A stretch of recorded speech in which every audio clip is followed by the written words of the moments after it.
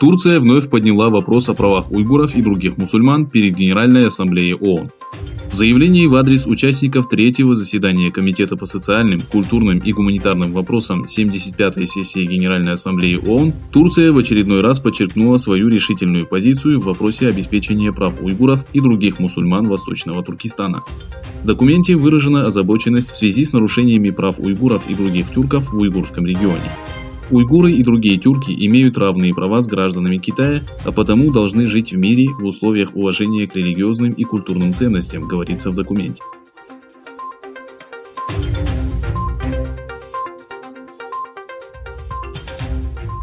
Массовые аресты, заключение в лагеря, пытки и этнические чистки уйгуров, совершаемые китайскими властями в Восточном Туркестане, продолжаются. Согласно информации, поступившей из Восточного Туркестана, китайские чиновники вызвали одного из уйгуров в поселковое управление, после чего убили его. Семье не удалось забрать его тело для захоронения. Женщина, связавшаяся с друзьями через мобильное приложение, говорит следующее. «Мужа моей тети вызвали в поселковое управление 17 дней назад. В прошлую пятницу мы получили известие о том, что его убили. Власти отказали в выдаче его тела. Покойный был отцом 3 детей».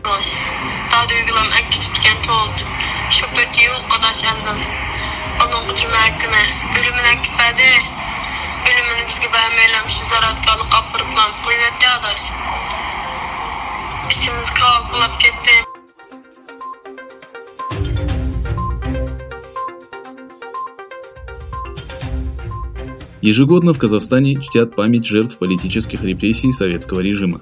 Уйгуры, проживающие в Казахстане, также проводят мероприятия, чтобы почтить память тех, кто подвергся репрессиям или был убит советским режимом в первой половине 20 века.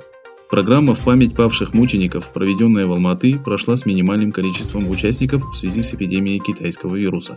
Общественные деятели и представители интеллигенции подчеркнули важность увековечения памяти жертв событий 1918 года, известных как трагедия Ату, и обучения истории молодому поколению.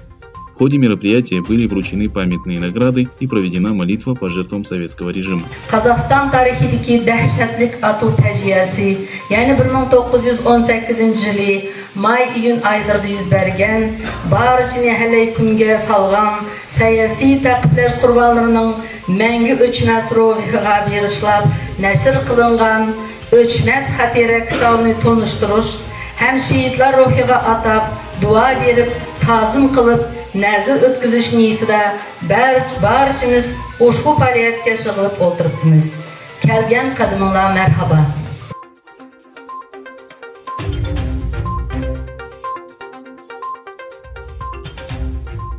Согласно статье газеты «Гвардиан» от 6 октября, в связи с жестоким отношением к уйгурам со стороны Коммунистической партии Китая, правительство Великобритании может бойкотировать зимние Олимпийские игры 2022 года, которые планируется провести в Пекине.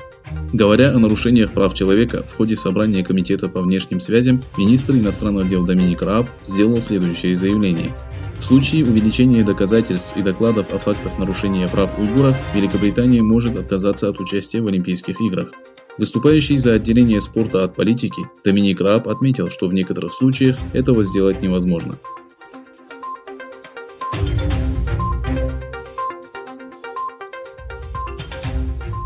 Недоверие к Китаю среди граждан развитых стран за последний год выросло из-за нового типа китайской вирусной эпидемии.